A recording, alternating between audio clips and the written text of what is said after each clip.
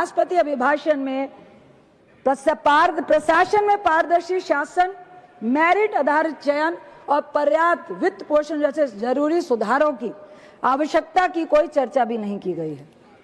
मैं वरिष्ठ नागरिकों के बारे में बोलना चाहूंगी जिन्होंने अपने जीवन में इस देश का निर्माण किया।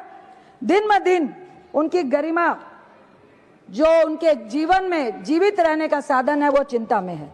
बढ़ती स्वास्थ्य देखभाल लागत, अपर्याप्त पेंशन, मुद्रास्फीति से घटती बचत और ओवरलोडेड सार्वजनिक स्वास्थ्य प्रणाली ने बुढ़ापे को असुरक्षित कर दिया है।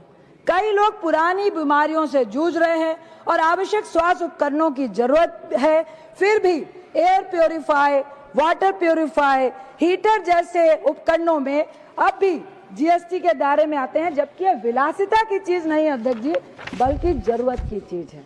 बुजुर्गों की गरिमा केवल नारेबाजी पर नहीं टिक सकती है, इसे सस्ती स्वास्थ्य देखभाल, सामाजिक सुरक्षा और राहत की जरूरत है।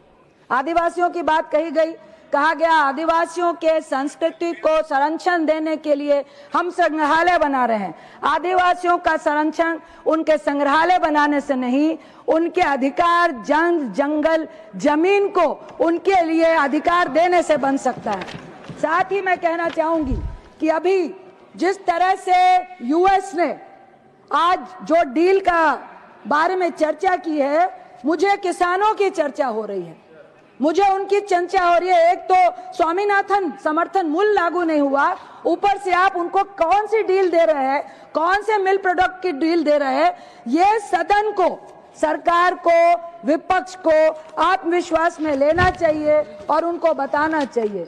अंत में माननीय महोदय, शिक्षा, रोजगार, पर्यावरण, ऊर्जा और सामाजिक न्याय में जो साझा धागा है वो संसाधनों की कमी नहीं, बल्कि ईमानदार स्वीकारोक्ति और राजनीतिक इच्छा शक्ति की कमी है। यह सरकार सुधार पर जश्न मनाना छोड़कर तुलना पर भरोसा करती है और उत्तर देने के बजाय ताली बजवाने में व्यस्त है।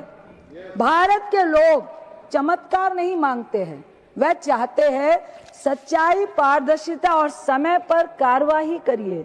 उन्हें एक ऐसी सरकार चाहिए जो वास्तविकताओं का सामना करे, उनसे भागे नहीं, विपक्ष से भागे नहीं, विपक्ष के प्रश्नों से भागे नहीं, डरे नहीं। हम सब एक होकर देश को मजबूत करने के लिए यहाँ पर हैं।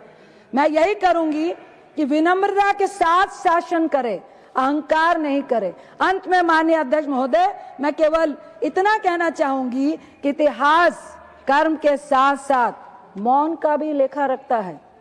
इसी चेतावनी के साथ राष्ट्रकवि रामधारी सिंह दिनकर की इन पंक्तियों के साथ मैं अपनी बात समाप्त करती हूं कि समर शेष है, नहीं पाप का भागी केवल व्याध।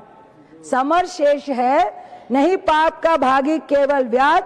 जो तटस्थ है, समय लिखेगा उनका भी अपराध। इतना ही कह के आपका बहुत बहुत धन्यवाद।